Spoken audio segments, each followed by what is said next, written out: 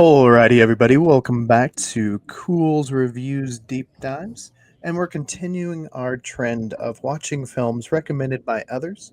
Our last one you guys saw us talk about Shoplifters, which was recommended by Jarrell, and today we are talking about Popeye, the 1980 film with Robin Williams and Shelley Duvall.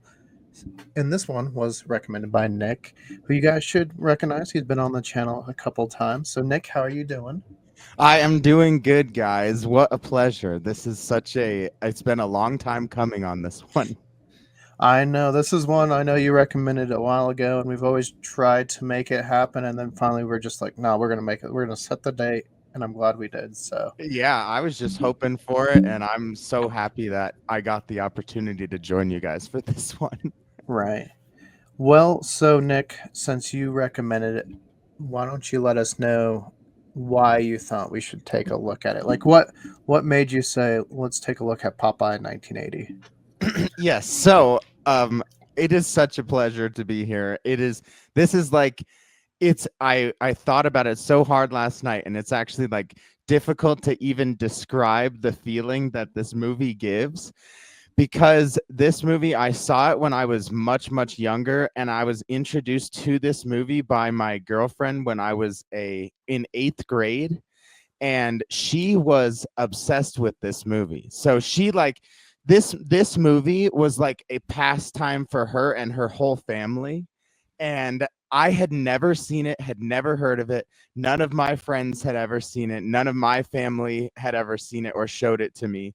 And so when I watched it with her, I was honestly a little bit flabbergasted, because I was like, what is this? And I was a huge fan of Robin Williams from movies like Flubber and his character Batty in Fern Gully. But I had no idea that he, kind of like, this movie came out in 1980. So that was a long time before Flubber, or before any of the movies that I would have seen in like the late 90s, early 2000s with Robin Williams.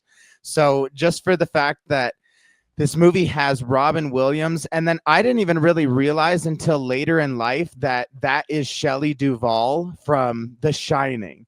So that was kind of like another pinnacle moment of realization of being like, this movie is actually worth talking about, because of course most people would agree that Robin Williams is kind of a legend.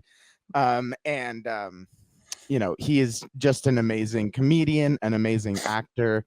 And then people that follow, the story of Shelley Duvall and her, you know, part in The Shining, and kind of her whole life story is very interesting too. And I know that you guys have done lots of movie review type stuff and deep dive type stuff on movies with Shelley Duvall and The Shining, I'm sure, right?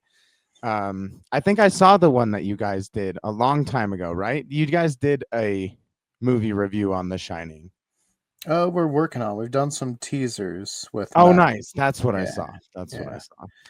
But yeah, so that is kind of why I thought this movie was worth talking about, because it's like, it's such a bizarre and weird experience. And oh my God, there's just so many strange little moments um that are like not necessarily the most pleasurable to watch, but are just funny and strange and bizarre.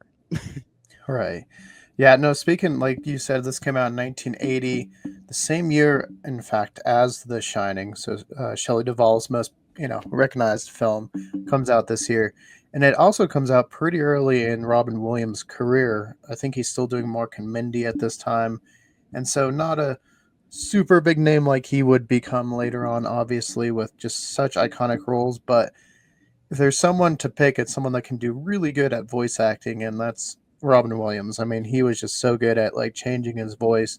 Yeah. How how much did you know about the like classic Popeye cartoon and stuff? Yeah, so I grew up watching that classic Popeye cartoon, and my dad is actually who kind of introduced me to Popeye. My dad was a big fan of Popeye growing up himself. The old original Popeye cartoons um, are kind of a pastime for me, and that's what sort of originally got me when I was very very young um, into eating my greens more and eating spinach more. And I think that's what the whole character was created for, is to remind young kids in a cartoony kind of wholesome way that you should eat your spinach. Right. Yeah. No, the classic. He eats the spinach, and then he gets super, buff and ready to fight and Yeah, save the and day. what I always found so hilarious is that it's only his forearms that get buff.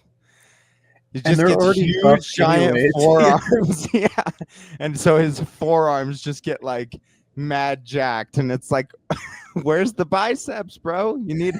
You skipped the bicep and tricep day and just only went for the forearm training. Right.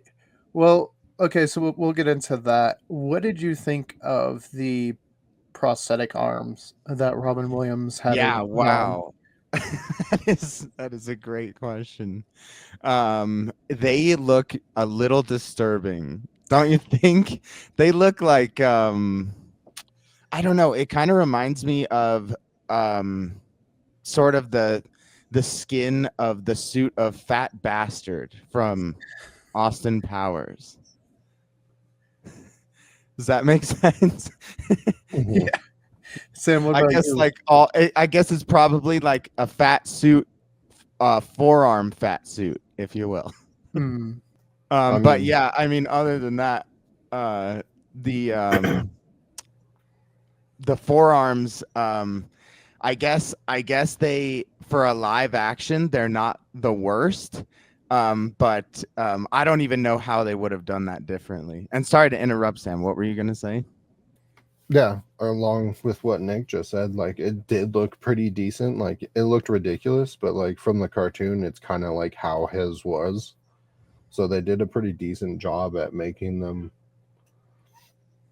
look as best they could and like as realistic as they could for that type of character. But it was kind of interesting to watch again. Later Because in the like movie, sorry, Sam.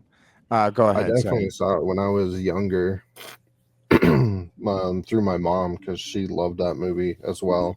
So I've seen it a couple times. So this definitely wasn't my first time watching it. And rewatching it again, I was just like, there's parts that I kind of forgot were like in this or just don't remember as clearly. Yeah, totally. And one more thing on the it's by the way, it's amazing to know that your mom was a fan of this movie, because I really don't know anyone besides that girlfriend in 8th grade that was big into this movie and actually followed it or watched it multiple times and really enjoyed it. Everyone that I've ever talked to is like, no, I've never even heard of a live action Popeye, let alone with Robin Williams and Shelley Duvall. That sounds insane.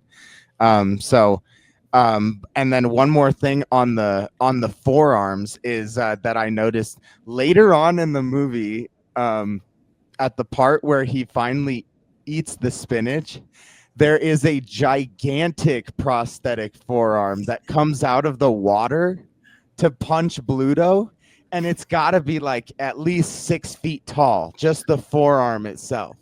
And it just pops out of the water and punches Bluto in the face. And I was like, what is that? Like they created an entirely separate, humongous forearm, like animatronic style, to come up out of the water just for a split-second scene. Right. Well, I also talking about like forearms. It clearly runs in the genes of his family, right? Because his dad has like the same like wonky looking forearms. Yeah. Oh my god, the dad character, like rewatching that, we'll probably get to that, but that was so weird, the dad character. Right. Yeah. No. So this movie is it's so many parts of like just kind of like normal 80s movie and then parts like cringe, and then parts like trying to be like a musical, and then parts like very much like they ripped it from the cartoons and made it live action. It's like a huge mix of different things, like That's you a were great saying. way to explain it. Yeah. Yeah. Well, obviously Popeye, he's the name, played by Robin Williams. With Nick, we'll start with you. How do you think he did capturing the character of Popeye? Yeah, so that is such an interesting question because the trying to emulate a cartoon like that, um, I think is an incredibly difficult task because in the cartoons themselves, Popeye has um, this very kind of nonchalant way of speaking in a jargon that half makes sense and half doesn't make sense. Like you'll hear the way he speaks is like um, he adds like ick in there, like he's like, oh, I want to show him some magic ski or something. He'll add like a ski or an ick or something in between his wording, and uh it's so hard to even remember some of the lines, but he's like, you guys owe me an apology key when they're at the scene where it's like the big fight scene and they're in the bar. And by the way, that scene is so weird where he's asking them, they basically are talking crap to him. He's like the new guy in town. He's the sailor man that came in that looks all weird.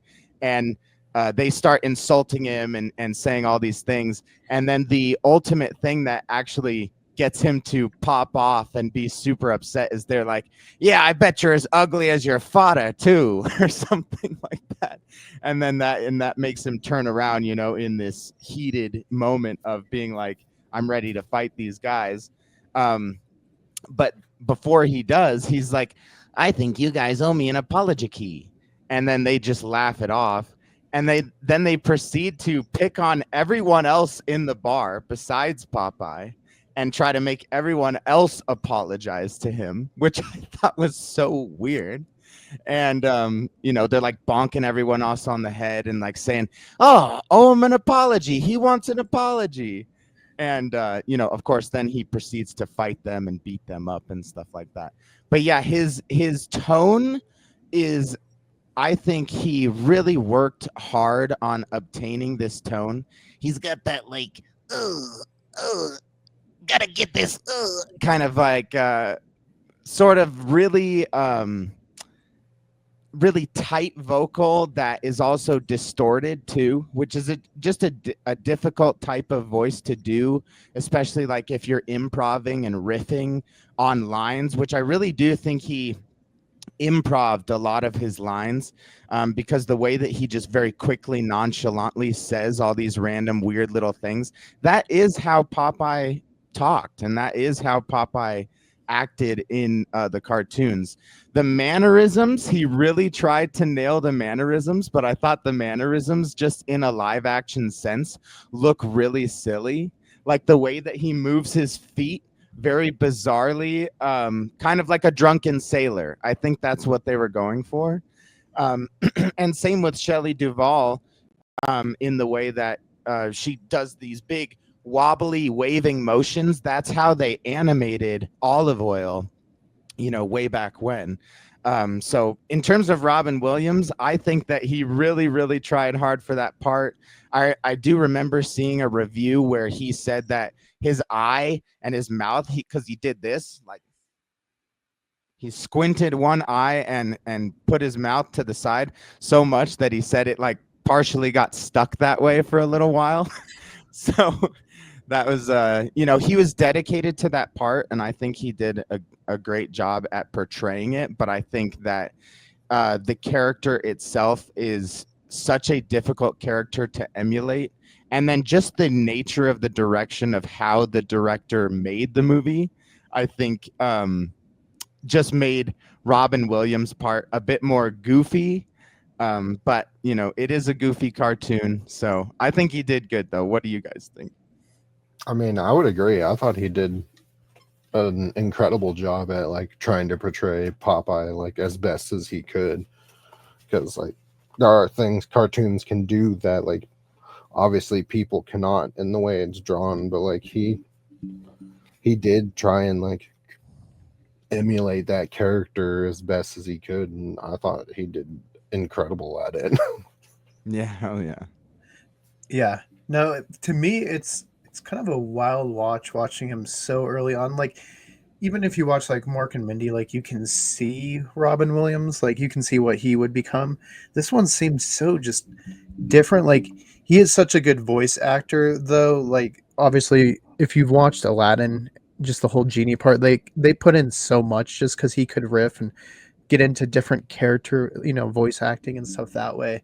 So he really, I think, hits the voice. Like it's a little subdued and a little quiet at times, but at the same time, like you feel Popeye.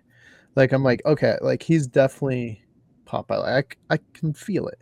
I think though, who steals the show would be Shelley Duvall, like because she just hits it like dead on.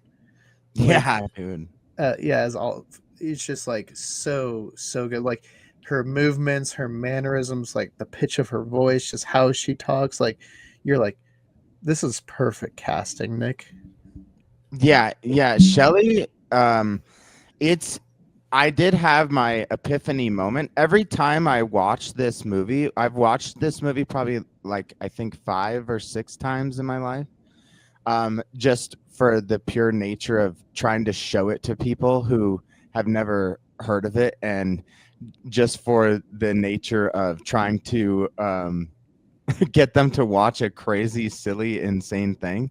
But honestly, it is interesting when you do a deep dive like this on a movie like this, because the movie on the surface level is like not very good and is very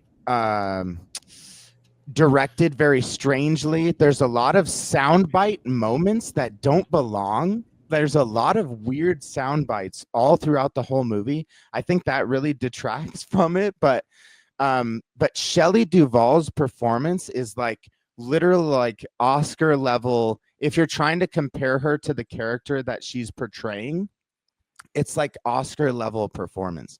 She nails the voice of Olive Oil, and those waving motions of her body and the way she is all confused and sort of like a continuous damsel in distress. She plays that so insanely incredibly well, and it's actually mind-boggling. Some people have said, Keegan, and I Mm-hmm. think we've talked about this before, that this movie, along with her experience of The Shining, that's why it's interesting to know that those came out in the same year. I believe that this movie was immediately after The Shining, so The Shining was first. Mm-hmm. But people have said that this movie, along with The Shining, is kind of what began the sort of degradation, if you will, of Shelley's mind, and kind of led her, sort of. People have basically said that these two movies are what kind of caused her to go crazy, if you will, something like that.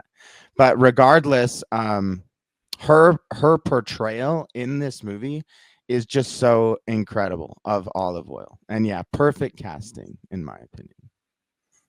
Yeah. No, and as we were, or at least as I was watching, I was trying to think because I feel like we've talked about a non-Shining movie that she's been in, but I couldn't place it.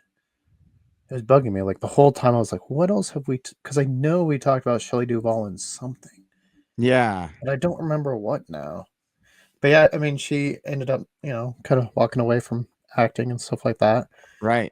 And yeah, no, 1980. As far as like two very polar opposite characters she could play, and obviously The Shining so iconic. I don't know how I feel about it. It's not personally one of my favorites, especially from Stanley Kubrick, but it's an interesting watch. Sam, how did you feel about Shelley's performance here? I thought she did an amazing job, like portraying Olive as well. Like I thought it was really good, and I was just like, yeah, no, that's all I could. She did great. Isn't it interesting though? It's hard to find words for it because the movie itself is like it's hard to get through the whole movie.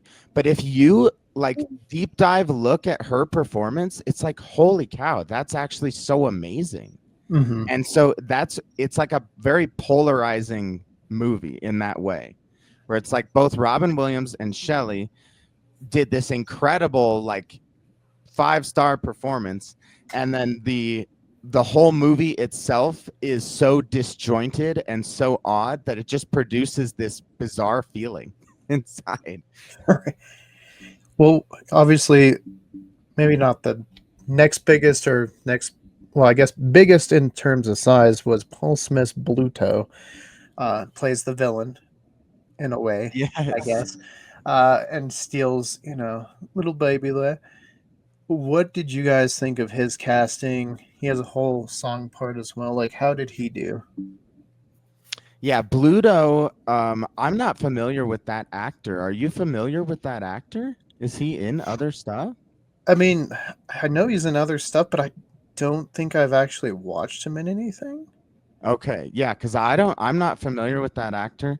I think that um I don't know that I really think that his portrayal of Bluto was as kind of menacing and um, as villainous, if you will, as how he was portrayed in the cartoon. I feel like he in this movie he attempted to be like the big bad guy, but it sort of ended up being kind of more silly in the way that um, he would sort of like just cartoonishly bonk everyone on the head, and in the cartoon, Bluto, looked actually genuinely scary. Sometimes they tried to make him look scary, with like big beady red eyes and just a big hairy muscly guy that was stronger than everyone else.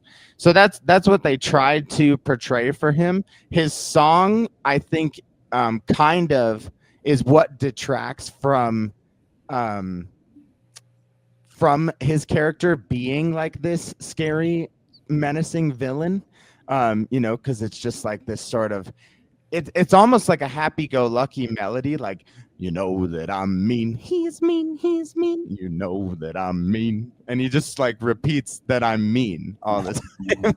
So it's sort of like it's just kind of like it makes you kind of chuckle versus makes you think like, oh my gosh, this guy is gonna, this guy is the big bad guy that we should be afraid of. Yeah.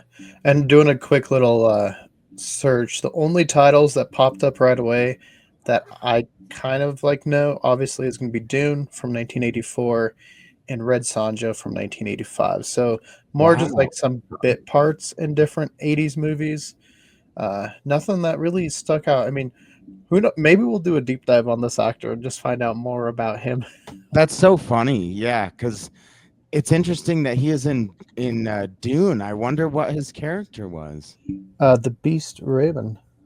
Okay, that's wild, bro. I have to rewatch that now. That's really wild. Yeah. Sam, what about you? What did you think of him and his performance? I mean, I didn't think it was bad. It was like the song was a little goofy, but I didn't. Yeah, I'm trying to think. Yeah, it wasn't the best, but it wasn't that bad either. I did Sam, what enjoy did the you? like thaw through the dock into his boat. Yeah, what the hell was that? That was so senseless. I literally wrote that in a note to you on our messages last night, Keegan, because I was like, why did the dad just ram the boat and then sink their own boat for literally no reason? That Popeye's dad starts shooting a small cannon that comes out of nowhere on to Bluto's boat, for no reason, because they're trying to get their son, they're trying to get Popeye's son, who's not actually his son, was just like dropped off to them in a basket. And they're trying to get their son and Olive Oil back from being kidnapped by Bluto. And Popeye's dad just starts blasting a cannon at the boat and says, "No, we're going to ram it," and just rams the boat and sinks their own boat in the process for absolutely no fucking reason. Yeah. That part was like, when I realized that that's what happened there, I was like, wait, who thought of this part, dude? But I was gonna ask, what did you think, Sam, of Bluto turning yellow at the end as he and swims just swimming off away. into the sunset? Yeah, Mm-hmm. because is I that thought it was, thought it was is that pretty a odd. I was reference just to say what? that he's yellow bellied, or what? Yeah. What is that? Mhm. Okay, he's yellow bellied, like he's now fearful or whatever. Yeah, what in the hell? I mean, like you said, 6-foot arm came out of the water. Probably has a reason to be scared. Yeah, exactly. Well, you were talking about like things kind of popping out of nowhere. I like in the boxing little ring when Popeye goes to like box, he just like hops once, and next time he hops, he's like in uniform. He's in his uniform. Yeah. Yeah, he just jumps into the ring Yeah. and he's all of a sudden in his wrestling or boxing singlet or whatever. Yeah, I was just like, that is so cartoony. Wrestling but I love it. wrestling attire. Or Yeah. Bluto, when like right before the like punch, he like pushes the water aside to make it clearer because it was bubbling. Oh yeah, he's like That wouldn't he's do like shit. trying He to just, like clears a window. yeah, like part the seas. Like, see through it, and he's just like, that is so funny. Also, There's like, so many weird parts. yeah, so the one part Okay. that I really liked was just the like subversion of like sounds like they're going to a horse race, and like you even hear it, and then they pan to it, and it's just like these like little And mechanical it's the horses. tiny little animatronic horses that you would Yeah. see at like Dave and Buster's. Yeah. It's so there's that's a so crank wheel that's going. mind-boggling. Yeah. There was one part that I couldn't get over, and it's with this animatronic pelican, and Oh, it just yeah. keeps showing this animatronic pelican near the beginning. And the first time it shows it, this random character is just walking through with like a newspaper, and he goes to set it down to write something on it, and there's nothing of that tiny little scene has anything to do with the story at all. But then there's this huge fart noise, and then the pelican just makes this absurdly loud, and it's mixed poorly so that the audio comes in way louder than it should in the movie, and the pelican just makes this like basically shits on this guy's newspaper, and then the guy's like all frustrated about it and tries to like throw the crap off and then walks away. But I was like, why did they put that in there? And I love how it's always in the same spot, in the same position. Yeah, they couldn't move that pelican probably because the animatronics, right? Yeah, it's probably just like tied down there. Because like, yeah, every time they go by that spot, you're like, oh, there's the pelican again. Yeah, exactly. Well, Yeah, and okay. Yeah, Speaking go of ahead. like world, since you kind of dived into the world, we'll start with costume design. How did you think they did as far as emulating the cartoon with costumes? Yeah, that's a good question. I think because Robin Williams at first doesn't really look like Popeye the Sailor, but then he like becomes Popeye the Sailor, I guess. He has that pinnacle moment where he's like, "I am what I am." That song, his feature song, "I am what I am." I am what I am. Yeah, I am what I am, and that's all that I am. But that's like, I guess, when he essentially evolves into Popeye the Sailor Man, because then he's like, I'm Popeye the Sailor Man. So it's like, I guess he that's his moment of finding himself in the movie. But then his appearance changes to the Popeye costume, I'm pretty sure. So then his baby Sweet Pea that got dropped off in the basket is also dressed like Popeye the Sailor. So I think that they did okay with that. I think that the other people in the movie were dressed, I guess, probably accordingly to people at the time, but and I guess we'll maybe get into the world setting, but I think that the world setting is really strange to me. And I saw a review of kind of like a behind the scenes on that. And I thought that was a really interesting story choice. But the costumes, Olive Oil's perfect costume, so that was great. When he finally gets that Popeye costume, I think he looks awesome in that. And yeah, so costumes, I think they did pretty good, actually, now that I think about it. Yeah, even his dad is dressed like Popeye. So, Sam, what about you? I would agree. I thought the costumes were pretty good, and I kind of enjoyed his like other outfits. Like I would agree, the first one didn't really give it off, but like once he switched into his other ones, like it made it more there. And then Olive had like a bunch that like were recognizable from like at least the cartoons, even though a lot of them weren't worn. There was just that like them just like actually visually being there when she was like packing up all her stuff.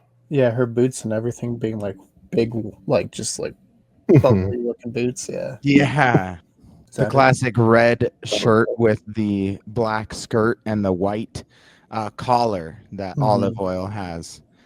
So pretty perfect. So I guess going back to the world, Nick, to me, I mean, it feels like a pretty lived in world. Like, I think they did that well. At times, it also feels like it's filmed like in Universal Studios backlot at times. So I'm like, it's such a weird just the whole movie is just a weird juxtaposition. Like it pulls you in and then it like spits you out at times and you're like, what? Yeah. What were your thoughts with the world as far as like so yeah, the world in that behind the scenes thing that I saw, the world, they called that setting Haven. And that first song in the movie that introduces you is called Haven. And that first song, I think, is what really spat me out in terms of kind of like every time I watch the movie, I'm like, dang, this first song really doesn't draw me into this movie. You know, they're like, bum bum bum bum, and it's just like I'm not immediately sucked into the movie. That's why when I first saw it, and with that girlfriend that I had, and she was like all into it, and I was just thinking to myself like, what in the heck is this movie? Like this is Popeye. From that first song, I just get the impression of like, what is going on here? Like this is weird and I'm not understanding really what's happening, and it kind of slowly comes together. But like that first introduction scene of him, sailing to Haven is like really long, and then the song itself, it doesn't like really super capture me in. But the set itself was built on this small island and was completely built just for this movie, and it was an entire city, which I think is crazy. They built a whole small city as a set for this movie on a small island so that they could film this movie. So that is crazy to me. Yeah, and it's definitely a level of detail we don't usually get in movies today. So our biggest complaint is just like the care and time to go into a movie. Like even back then, you can watch like a bad movie, but you can see there's a lot of like care and love that went into it. Like today, you watch a bad movie and you're just like, oh, this feels rushed and sloppy and CGI, and there's like not a lot of time and love. But yeah, you can watch movies from even going further back than the 80s and just like see so much love and care was put into something, some aspect of the movie, so it just feels a little bit more Sam, what were your thoughts with the just the location and the world they built out? I thought it was done pretty well, just for it being such a small island. Like how much was like actually like put in there, and then at points how it just like dismantled. It looked like it was like a theater set that was just like a flat screen at points, like when the front of the house would fall down, or like at the part where the cannon hits the boat and it just is like, like Yeah. folds in on itself. But like I thought it looked pretty good, and all the stuff in there, it was just like, oh, this is a small town, everybody, or like small, essentially village or fishing town. I would more assume like a fishing village Yeah. that like everybody knows each other and are obsessed with like hamburgers, and I guess that's the only thing they eat, which there was like no cows, so it's kind of confusing how they got meat there. But Yeah, that was the trope that they played in the cartoon. They had the character Wimpy, who's that guy that has that small mustache and that top hat looking thing. Yeah, like And his Miller Cat. character was it was a strange character, and I guess it was supposed to like make fun of people that mooch, or make fun of people that try to always get a bargain, and will do like an IOU type of thing, because his whole line in all of the cartoons and his little song was, "I'll gladly pay you Tuesday for a hamburger today." And so it was like his character was just that he was a gluttonous, fat guy that ate only hamburgers all the time, and he ate so many hamburgers that he couldn't even pay for them. That's like what his character was in the cartoon even. Yeah, and I think the actor who played him in here did a good job. Like he's definitely on the list of like the short list of characters that are pretty compelling. Also, I love, as far as like going back to world building, I love the little like boat that's like all rounded and stuff. And Yeah. I go like the gears going. I'm like, oh, that's so cool. Like it just feels cohesive like a world. Like it's a wacky world, but it all feels wacky together. You know? That boat kind of Mhm. gives me like a water world type of vibe, that boat Mhm. that's like propelled by the water wheel, or however it's actually propelled. But yeah, they made all those props, just for this movie. Those weren't like just colloquially used props by a music studio or something. I mean, maybe some of them were probably, but in terms of what I saw, it said that everything in the movie was built for the movie and made specifically for the movie. The whole set was built and made for the movie. They had one scene with, they were carrying some instruments around, and it basically shows Bluto like tying a metal instrument, bending the metal instrument around a guy's neck, and you can very clearly tell that it's like a rubber prop when he's like wiggling it with his hands, and he's just like holding it steady as he can to prevent the bell of the horn from actually wiggling around, because it's clearly made of rubber. Was it an instrument? I thought it was like a lamp or like Maybe a it was lamp. a lamp. Yeah, maybe it was. I thought it was supposed to be like a trombone, or I couldn't even tell, honestly. Yeah. That is pretty good. Or the piano scene in the beginning where it like falls down and he just like pushes it and it's just like Yeah. Well, I like too when he goes up to the party, and the whole time he's like, "She'll marry me," and then everyone's just like, like gets all like freaked out because he's like, "She won't marry me," and then they're all like pointing, and he's like, "She does love me," and then he like looks again, and then like they distract him, and then he like forgets what he's saying, and he's like, "She will marry you," and he's like, "Yeah," and everyone gets all excited. Yeah. He's about to be on the last petal of the flower, and he had just said she will marry me, so the last petal would have meant that she will not marry him, and he's Yeah. like freaking out, doing his growl thing. He just growls the whole movie. He just goes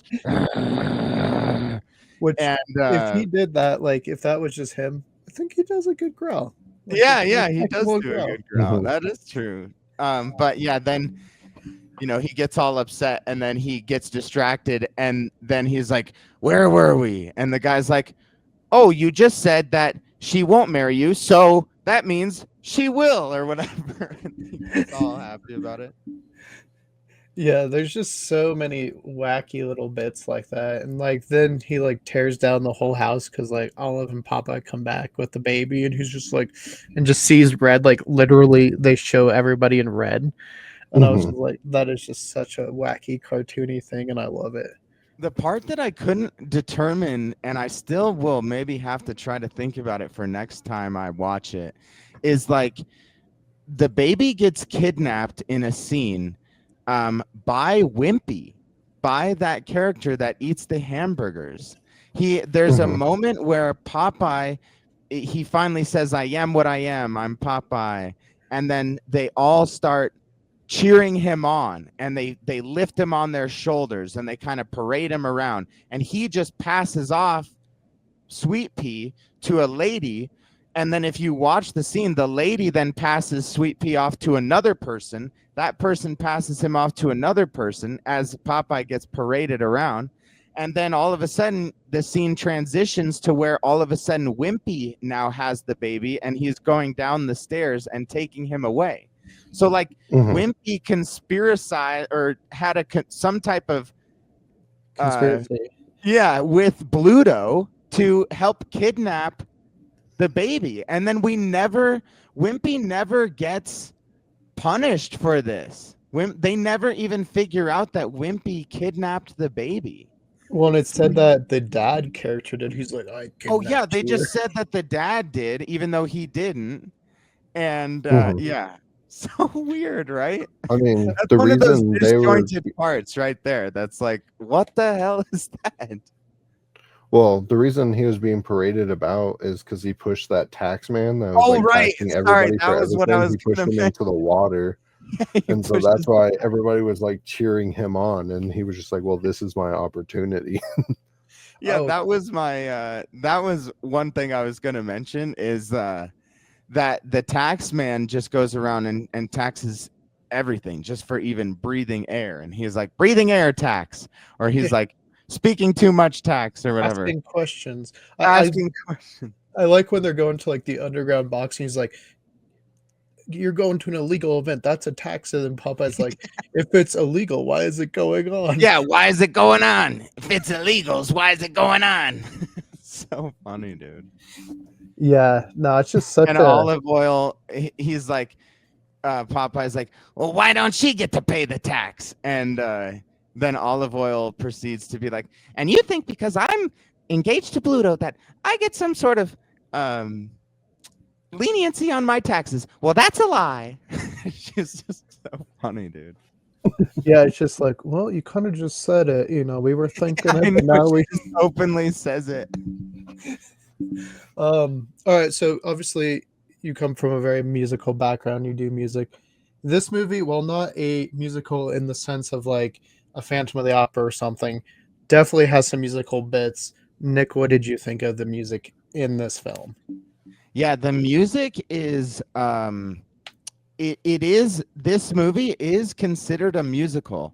And the girl that I had dated back in 8th grade, she was obsessed with musicals. So she was in love with different musical movies, things like Rent, classic Disney musical movies. She was a great singer. And so this, I think, to the people that really were a fan of this movie, I think they did consider this this happy, sing along type of movie, like The Sound of Music, if you will. I just personally think that a lot of these songs do not really hit very hard. Like I was mentioning, that very first song, it doesn't draw me into the movie really at all. It's sort of, if anything, I think for most people, that very first song, people would just scroll past this movie. People would just be like, okay, this is a super old, just not popular, not well done movie is what I think people would, that first impression that song gives is that like this is like B-rated and not well done. So that's just my impression of the first song. And then all of Shelley Duvall's features are wild. Like, in my opinion, they're like a masterpiece because of how good that she portrays Olive. But Olive Oil as a character, I don't think is supposed to be a good singer. Like Olive Oil in the cartoons was never a singer. And she always had this very high pitched, very nasally, obnoxious tone. And I think they wanted that for Olive Oil in the old cartoon, for her to be like this kind of, oh, I'm a high pitched damsel in distress with the kind of this sort of some slightly annoying like nasally tone in her voice with like, I gotta do this, everybody did it. She's always reprimanding everyone and always like blaming everyone, or she's just this continuous damsel in distress everywhere she goes. So for her to sing these songs, she is singing them like Olive Oil would sing them, but unfortunately, since Olive Oil is designed as a character with this like annoying nasally tone, that's how her singing comes across. Just this very like obnoxious, like annoying nasally tone. And then the lyrical choice for her songs, like her main first feature song is He's Large. And she goes, he's large and he's mine. He's large. She just keeps saying he's large. And it's just like it's too funny to me to do a deep dive on it, because it's like there's no way you could even take that seriously. Right. But they kind of portrayed the song like it was supposed to be taken seriously. Right. Well, like she's singing it too, and like the others around her were just like fearful, and they're like, "Yep, sure, whatever you say, just get him out of here." Yeah. On a quick side note, I did just send you guys the DVD of Popeye, and I just want to get your guys' opinion on it because it is fantastic looking. Let's see. That is man. This is great. Man, that's awesome. I love that. Yeah, I was like, does it actually, like, I gotta find that, because if it comes in a can like that, I'm totally buying that. That would be so cool. God, DVD case inside of a That's so giant funny. can. It's just the jar. I was gonna try to show it. Yeah, it's just like a jar with like everybody on it. I'm gonna search that real quick to see if it actually is a can, because if it is, I'm totally buying that like right now. That's great. If it's in the shape of a can, Keegan, that's gonna add points, I would assume. Oh no, it's not. Okay. It looks like it, but when I pulled it up, the Walmart case does not look like it. Oh, that's too bad, because if it was in the shape of a can, 10 out Could of you 10. imagine, Keegan? That would be a collector's item for the books. Yeah, no, I love collecting like the boutique Blu-rays just because they always try to make them look like so unique and stuff. Right. So I was like, oh man, if it looks just like that, I am buying it. But no, it looks like it's just a normal cover with that on it, which is it's okay. It would have been cooler if it was a can and you just like open up the can. Yeah, open up the can for the DVD. Holy shit. Right. They missed out an opportunity on that one. Holy cow, that would have been fun. Well, let's get to the final fight, because every movie's going to have this final climactic battle. And this to me was, well, we see a lot of things that definitely harken back to the cartoon. This just felt like ripped out of a cartoon. Like it felt like it came from the Popeye cartoon. Like she's floating around in like the ship's horn. Like they're fighting, like sword fighting in water. There's just for Yeah. some reason this giant Back octopus. and forth, just Yeah. this back and forth sword motion of ding, ding, ding, ding, ding, like the laziest type of sword fighting choreography you could possibly have. Right. And then I love too that the entire like families just happen to be like sitting on the cliffs, just like, yeah, let's go. Cheering it on. It's so good. And like you say, at the end, we get the classic moment where it's just like, eat your spinach. She's like, I don't want to eat my spinach. And Yeah, then also like, that's an interesting choice, right? Because Popeye never refused to eat the spinach in the cartoon. Popeye loved spinach in the cartoon from the get-go. There was never a inhibition about spinach. Dude, the scene where Popeye and his dad are together, and Popeye and his dad's like, I always told you to eat your spinach, son. Always told you, and you never did it. You're such a bad son, starts like just reprimanding him as his son. And then Robin Williams goes into like this little crybaby kind of voice where he's like, oh, no spinach. Oh, and it's like so weird. He all of a sudden becomes like a little kid out of nowhere. And I swear he must have riffed that like improv. He must have done that improv because he does such a good job of he's playing a character in a character. He's playing himself as a child as Popeye, Yeah. but but yeah, Popeye never in all of the cartoons, whenever Popeye actually got his can of spinach, he was so stoked to just crush the whole thing and swallow the whole thing in one gulp, because he knew it would make him strong. Well, and see, while watching this, I honestly wondered. I was like, I wonder if they're trying to say like the dad character is the Popeye from the classic cartoon. Like that's who we know. Oh, I And like see. time's just repeating itself with his son. Like Yeah, 'cause okay. everyone just looks the same. And I was like, maybe. I mean, I don't think that's what they're going for, but I was like, maybe. Like it was just so because he's just like an older Popeye. Like he has a squinty eye. He like has the big forearms. He dresses the same. Like Yeah. I don't know. Sam, what did you think of the final climactic battle? 10 out of 10 for the octopus? Is that what you're saying? Oh, the Yeah. octopus. Probably 10 out of 10 for the octopus. It was pretty hilarious because they would like fight in the water somehow and then like would get out of the water and then just continuously like go in a circle back into the water. It was wild. And then Blue force fed him the spinach, and that's when he learned that, oh, maybe this is what I need. Yeah, And how then he funny does and the song. ironic that the villain is who force feeds him the spinach to then beat the villain. Right. It is pretty ironic. And then, dude, did you guys see the scene where he eats the spinach, he punches the octopus into oblivion, And and it then just it flies shows up. this camera view of like hundreds of feet away, and it shows like, what do you think that was, Keegan? It shows like a little prop of an octopus, but it's like it tries to make it look like the octopus just got launched over the whole island.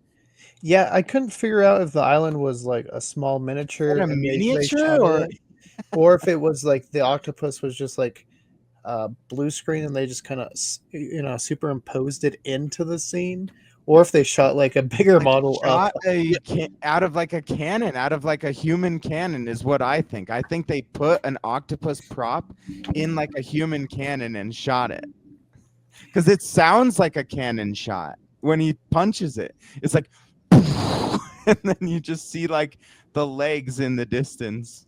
Well, what did you guys Mhm. think of the prop? Speaking about the random octopus that's just like sitting there and they happen to fight into its home. It's just like, the hell are you guys doing in my home?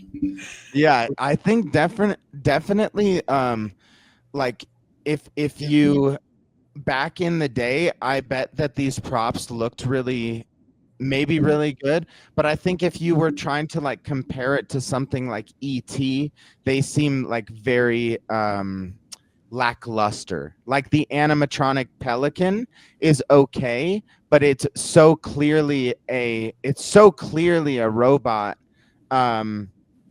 Versus like if you watch ET, it's just a more advanced animatronic. I think kind of like low level animatronics, and then the octopus was not even animatronic, right? Or maybe the tentacles were.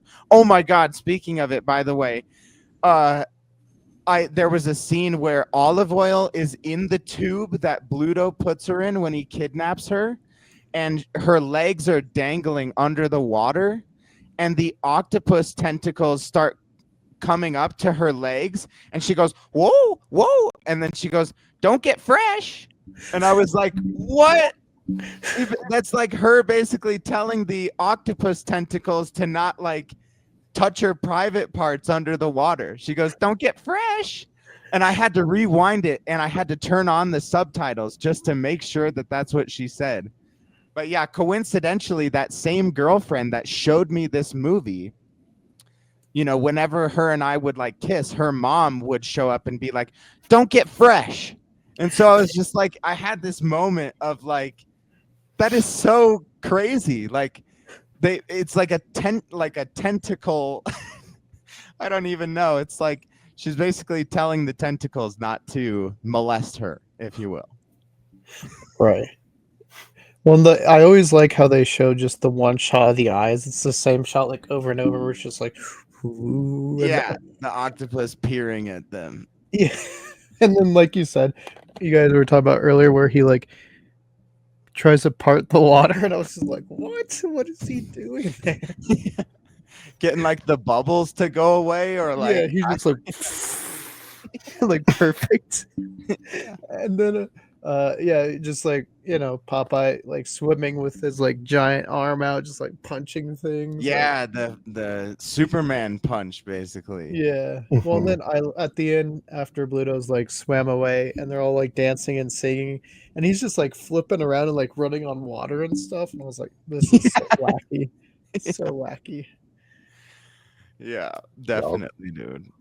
Along with the treasure itself, because you think it's like some actual treasures, and it's like kid toys and spinach. Yeah, it's like a bunch of little toys and spinach in there, little shoes. And you're just like, this is what the whole thing was about. Like he was so hung up on this. Yeah. Like, do you think he knew what was in there? Oh, he did. He had to, Not right? Not Blue, but Of Dad, Popeye's dad. Popeye's dad. Oh, absolutely knew what was in there. Yeah. Yeah, no, he definitely did. I just didn't think Bluto did, because like the whole time it's like, yeah, there's like this big treasure and we don't know what it is, and he was like going after it, and then they open it, it's just like some kid's shoes and like half-eaten cans of like spinach and like one can of spinach, and you're just like, Yeah.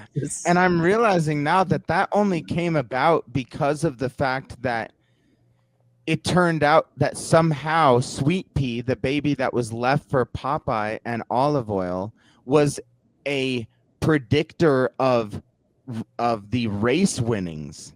Mm-hmm. So they were just using the baby to predict which horse was going to win. And that's what led Bluto to kidnap the baby, to try to tell him where the location of the treasure was. And then it worked. And the baby couldn't even talk. The baby doesn't have any lines. And well, so to be fair, at one point when like Bluto's asleep and it like Sweet Pea like peers out like the little porthole, he says like Popeye, and I was like, oh yeah, baby gonna break out into a song? Like that's what I thought. The baby had a couple cute wholesome moments, you know. Yeah. We've gone about an hour, so you guys got an hour of Popeye, 1980. Nick, do you want to just kind of give us your final thoughts, ratings, and if you would recommend this? Yes. So final thoughts are that this movie is certainly not for everyone. If you go into this movie with an open mind, you still might struggle to get through it. But this movie is well worth being watched due to the nature of the cast and due to the silliness of all of the random weird sound bites, all of the strange, silly animatronics, all of the kind of bizarre, somewhat disjointed, but still relatively put together plot, and then a really, thought out set to go along with it, a full city built just for the movie. So it's a worth it movie to watch. It's not a movie where you're going to be left with absolutely nothing. But you might be left with just some smiles and laughs. But it's not like a super inspiring or like a motivating movie. It's just like a wholesome, uplifting attempt at portraying the cartoon of Popeye, and I honestly do think that they did a really good job of it, and it's worth it. And I personally would give this movie a 10 out of 10. Ooh. All right, Sam, how you following that one up? I'm giving it a no. I thought it was I thought it's a good movie. I did watch it when I was younger, so it was kind of nostalgic to like rewatch it. And I don't know, see it again. And when I mentioned to my mom that we were going to deep dive it, she was just like, "Oh, I love that movie." And I was just like, that's probably why I watched it a couple times or whatnot, or remember it like a little bit more than I thought I was going to. So I thought it was definitely good. Agreed, it's probably not for everybody, or if you like old cult classic movies, you might enjoy it. I didn't think it was that big of a struggle to watch, but that's probably because I have seen it a couple times. And so I just expect some of those like older style movies to be kind of out there. Even nowadays, we have some that are kind of out there, but not in that type of way. But I would give it probably a 7 out of 10. Nice. And I would recommend it to give it a shot and just like, check it out. You might enjoy it. You might. Hell yeah. You guys are wild. Like, you guys are weird. And just be like, yeah. But I would recommend it. I mean, Sam, we've recommended Tammy and the T-Rex. At this point, Yeah.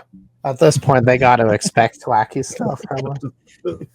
See, Yeah. Okay, so speaking of Tammy and the T-Rex, I don't think it ever quite hits the same levels as that one. Personally, for me, on more of a movie aspect, it's not the best movie. Definitely. So, as far as like a movie rating, I'd say like a 4 or 5. But like yeah, if I everything had said- to like give it a serious rating, probably a 4 or 5. I just for nostalgic value Mhm. and for the fact that I've attempted to try to show many people this movie just for the fact of being like a troll almost, This is a funny movie to troll people with because it's like it is slightly a struggle to get through, but then the characters are so good. So it tempts you to get through it, but then it's bad at the same time. So it's like a funny movie to troll people with because it's like if you can make it through it, then props to you.